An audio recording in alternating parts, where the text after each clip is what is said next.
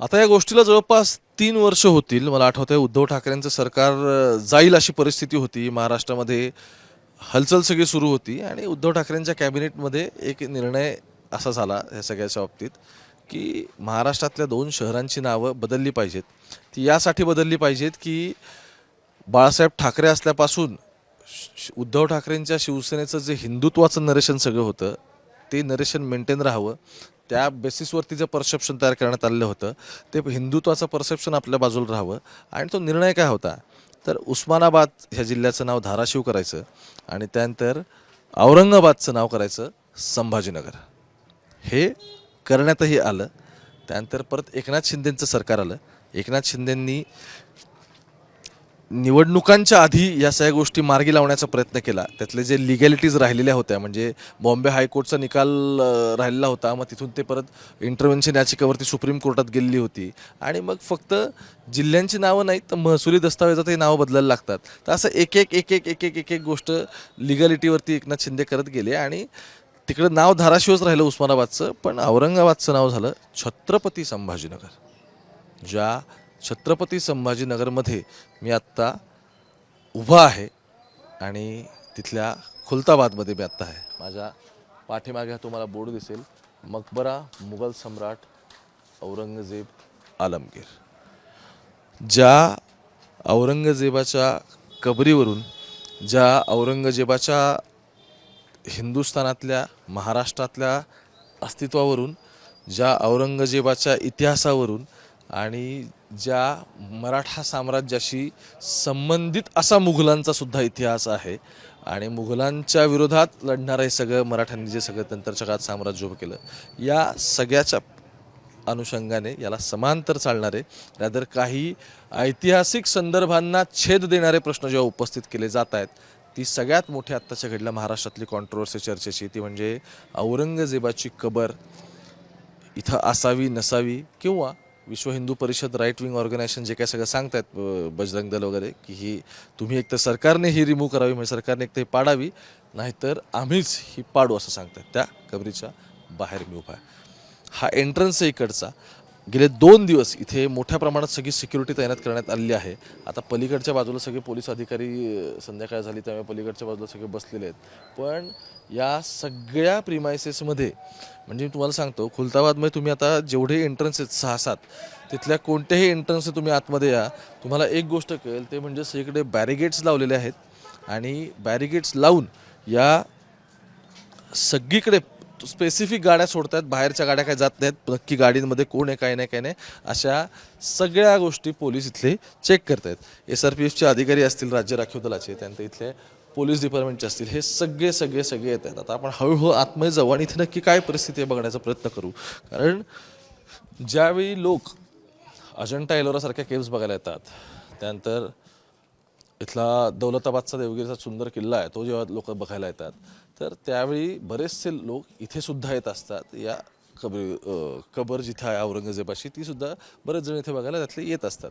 हा संपूर्ण आतमधला प्रिमायसेस इथला, जिथे या ठिकाणी हे जे नळ तिथे इथे लोक वजू करतात, म्हणजे हातपाय धुणं, स्वतःला शुद्ध करणं किंवा निर्जंतुकीकरण ज्याला आपण म्हणतो, असं की हातपाय तोंड धुणं, स्वच्छ होणं, आणि त्यानंतर मग इकडे हा नमाज पडण्याचा संपूर्ण ही सगळी जागा आहे. इथे नमाज पडली जाते. सध्या रमजान पण चालू आहे, त्यामुळे दिवसातून साधारण 5 वेळाची नमाज इथे वेगवेगळ्या वेळेला होते. आता या साईडला तुम्ही जर बघितलं, इथं आत्ता काय सुरू आहे, इथून आतमध्ये गेलं की अगदी माझ्या पुढे 10 फुटावरती औरंगजेबाची कबर आहे. वरती बघा, मजार मुघल सम्राट शहनशाह हजरत औरंगजेब आलमगीर, टॉम्ब ऑफ औरंगजेब. इथे आता पोलीस पर्सनल अधिपेक्षा वाढलेले आहेत. खरं तर ASIच्या अंडर प्रॉपर्टी, म्हणजे आर्किओलॉजिकल सर्व्हे ऑफ इंडियाच्या अंडर ही संपूर्ण आहे. त्यामुळे याचं प्रिझर्वेशन, याची काळजी घेणं, ह्या सगळ्या गोष्टी सेंट्रल गव्हर्नमेंटच्या अंडर असतात आणि साधारण स्थानिक जिल्हाधिकारी जे काय असतात तर त्याच्याकडे ते लक्ष द्यायचं, त्यांच्याकडे साधारण काम सगळं सुरू असतं आणि ते ASI सोबत कोऑर्डिनेट करतात या सगळ्या प्रकरणामध्ये. आता कॉन्ट्रोवर्सी सगळी झाली आहे, त्याच्यावरती तुमचं काय मत आहे हे नक्की कमेंटमध्ये कळवा.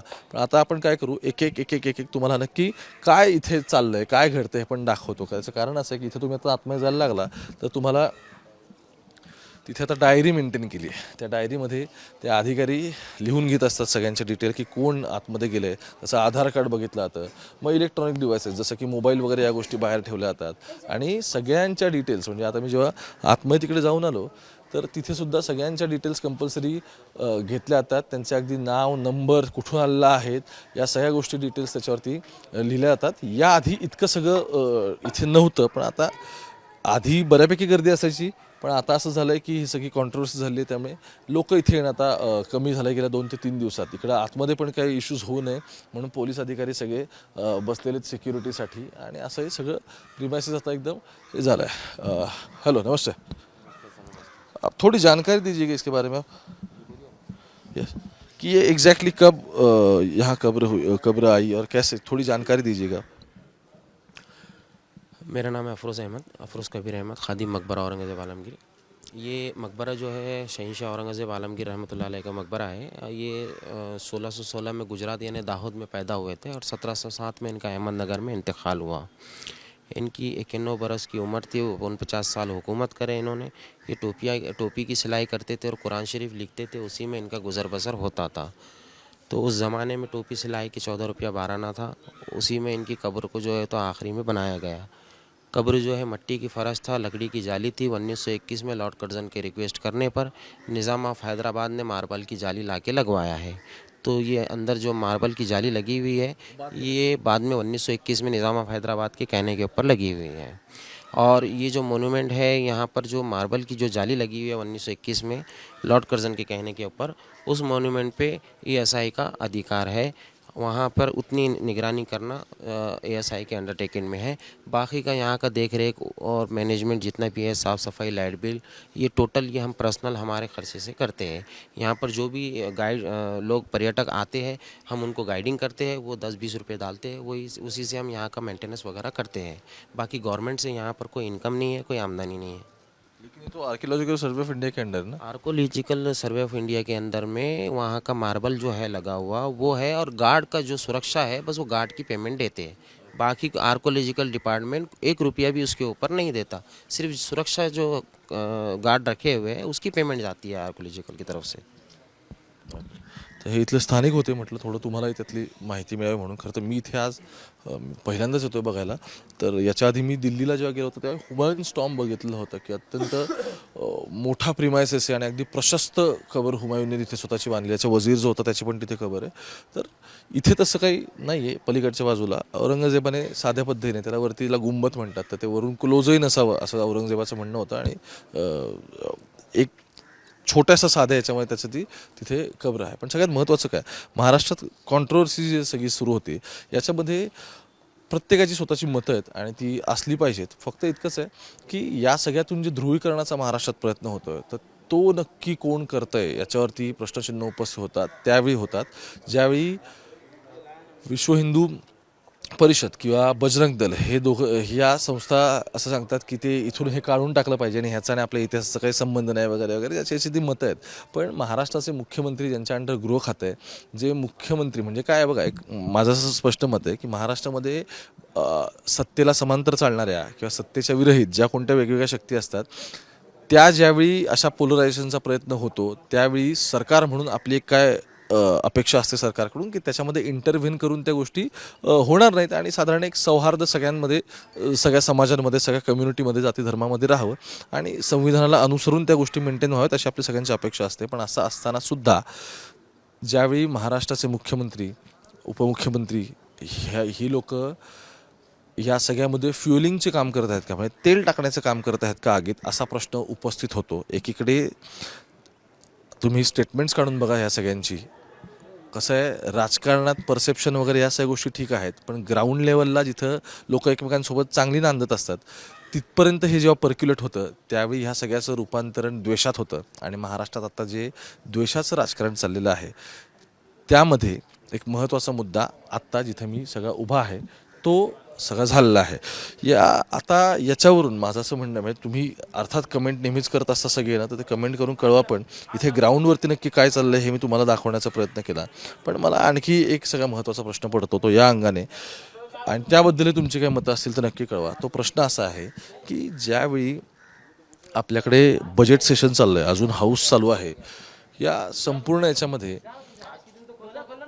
एका मुद्द्याची चर्चा झालेली मला दिसलेली नाही आहे. तो मुद्दा कोणता आहे की महाराष्ट्रामध्ये ज्या मॅसिव्ह शेतकऱ्यांच्या आत्महत्या झाल्या आहेत. तुम्ही आत्ताचा रिसेंट डेटा मी काढला गव्हर्नमेंटच्या वेबसाईटून वरून, म्हणजे आपत्ती व्यवस्थापन जे आपलं सगळं आहे डिझास्टर मॅनेजमेंटचं खातं, त्यांच्याकडून डेटा काढला तर मला असं कळतं की गेल्या 48 महिन्यांमध्ये सगळा जो काही डेटा तिथला काढला तर राज्यभरात दिवसाला 8 शेतकरी आत्महत्या करत आहेत. किती? दिवसाला 8 शेतकरी. अमरावतीमध्ये 1000पेक्षा जास्तचा आकडा आहे ह्या सगळ्यातला. बाकी या ठिकाणी 168, 248 वगैरे असा सगळा आकडा आहे. आता मी हे मुद्दे वारंवार मांडण्याचा आणि याचा प्रयत्न का करतो ते आधी समजून घ्या. त्याचं मूळ कारण असं आहे की ज्यावेळी बजेट सेशन येतं त्या बजेट सेशनमध्ये एका प्रश्नाला एक प्रश्न विचारला होता. त्या प्रश्नाचं उत्तर देताना ही सगळी आकडेवारी समोर आली. आता मुद्दा असा आहे की ज्यावेळी महाराष्ट्रावरती 7.5 लाख 8 कोटींचं कर्ज आहे, आपण ऑलरेडी फिस्कल डिफिसिट भरून काढण्यामध्ये यशस्वी ठरतो आहे. आपल्या तिजोरीवरती भार प्रचंड वाढला आहे. नोकऱ्या नक्की मार्केटमध्ये किती ह्याच्याबद्दल अजूनही प्रश्नचिन्ह उपस्थित करण्यासारखी परिस्थिती आहे. कारण ज्यावेळी मी ग्रामीण भागात येतो त्यावेळी बघतो की पोरांच्या हाताला नोकऱ्याच नाही आहेत, गावाला काही पिकत नाही आहेत. ज्या छत्रपती संभाजीनगरमध्ये मी आत्ता उभा आहे, इथून वर गेलं की आणखी मग टुवर्ड्स आपण इकडून समजा असं आणखी मराठवाड्याचे जिल्हे आणि तिथून पुढे मग परत पश्चिम विदर्भ, पूर्व विदर्भ असं आपण हळूहळू पुढे पुढे जात गेलो तर आपल्याला दिसतं की इथून सगळा सोयाबीन, कापूस, तूर ह्या सगळ्याचा पट्टा सुरू होतो. कापसाला काय परिस्थिती आहे तुम्ही आता जिनिंगमध्ये गेल्यानंतर तुम्हाला कळेल. मी सोयाबीनचं आत्ता मगाशी मला इथे आता एक शेतकरी भेटला, असंच गप्पा चालू होत्या, थांबलो थोड्या वेळ त्याच्या इथे. 4800 रुपये हमी भाव आणि सोयाबीनला भाव किती मिळतोय? 3000 रुपये ते 3800 रुपये.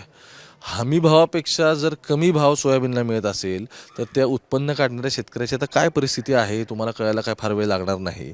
महाराष्ट्रासमोर इतके महत्त्वाचे प्रश्न असताना ज्या मराठवाड्यामधच्या सेंटरला मी आत्ता उभा आहे, म्हणजे मराठवाड्यामध्ये सगळ्यात त्यातल्यात आपण असं म्हणू की इन्फ्रास्ट्रक्चरल डेव्हलपमेंट कुठे किंवा मराठवाड्याचं त्यातल्याच सेंटर कुठे, तर छत्रपती संभाजीनगरसारखा जिल्हा आहे तो, पलीकडे MIDC 2 या जिल्ह्याला. आणि लोक इकडे मायग्रेट थोडेफार बाकी जिल्ह्यांमधून आजूबाजून लोक इथे काम धंद्याला येत असतात आणि मग इकडून सगळे पुणे किंवा मुंबईमध्ये आपल्याला साधारण प्रत्येक जिल्ह्यातला माणूस दिसतो, प्रत्येक तालुक्यातला दिसतो रॅदर माणूस. तर माझं असं म्हणणं आहे की महाराष्ट्रासमोर ज्यावेळी इतके महत्त्वाचे प्रश्न आहेत, ज्या मराठवाड्यात मी आत्ता उभा आहे तिथे पुढचे 1.5 महिने पाणी पुरेल की नाही या धरणातलं, ही स्थिती आहे. मागच्या वर्षी पाऊस मुबलक झाला असं आपण जरी म्हटलं, मान्सून नॉर्मल असला तरीसुद्धा, पण तरीसुद्धा इयरली मॅनेजमेंट नंतर आणि आत्ता ज्यावेळी टेम्परेचर ऑलरेडी 40-42 गेलं आहे, ज्यावेळी इव्हॅपोरेशन लेवल्स वाढलेल्या आहेत पाण्यातल्या, अशावेळी पाणी पुरेल की नाही ही सगळी परिस्थिती असताना आज आपल्या राज्यकर्त्यांमध्ये नक्की कोणत्या विषयाच्या चर्चा आहेत? शेतकरी आत्महत्येबद्दल या अधिवेशनामध्ये एक संपूर्ण दिवस अशी कोणतीही चर्चा झालेली नाही. जो आत्ता सगळ्यातला प्रायोरिटी मुद्दा यासाठी आहे कारण खरंच तुम्ही बघा, कापूस आणि सोयाबीन तुमच्यातलं कोणी पिकवत असेल तर काय परिस्थिती कमेंटमध्ये मांडा. पश्चिम महाराष्ट्रात ज्यावेळी साखर कारखानदारीचा विषय येतो, महाराष्ट्रातले 168 साखर कारखाने असे आहेत की ज्यांची कर्ज नील होत नाही आहेत आणि जे आता डबघाईला आलेले आहेत. सरकारने आता ठराविक साखर कारखान्यांना केंद्रीय सहकार विभागाकडून आणि महाराष्ट्र राज्याकडूनच्या सहकार विभागाकडून जमेल तेवढं कर्ज द्यायचा ते प्रयत्न करत आहेत, पण तेही अजून मार्गी लागत नाही आहे. गाळप हंगाम जवळपास कोलमडल्या काही ठिकाणी अशी परिस्थिती आहे. चांगले भाव देणारे साखर कारखाने 2700-2800 रुपये क्विंटलला भाव देत आहेत, अशी सगळी टनाला हे सगळं चाललेलं आहे. तर त्यामुळे पश्चिम महाराष्ट्रात ही परिस्थिती आहे. शहरांमध्ये तुम्ही गेला तर शहरांमध्ये आताच्या घडीला म्हणजे ज्या पुण्यामधून मी इथं आता कव्हरेज द्यायला आलो, तिथं जी MPSC UPSC करणारे ते हब आहे पुणं, त्या मुलांची कशी परिस्थिती आहे, ते काय जगत आहेत, त्यांच्यासाठी अजून महत्त्वाच्या गोष्टी करणं गरजेचं होतं, ते सरकारने किती केलं याबद्दल प्रश्न आहेत. परवा इथलीच बातमी होती की ज्या शेतकऱ्याला महाराष्ट्र सरकारने प्रगतशील शेतकरी म्हणून अवॉर्ड दिलेला होता, त्याने आत्महत्या केली. त्याच्या कुटुंबाकडे कोण बघणार तर माहिती नाही. जे पैसे 5 लाख रुपये 2 लाख रुपये डिक्लेअर होतात ते अजून त्याच्या कुटुंबाला भेटले की नाही अशी परिस्थिती आहे.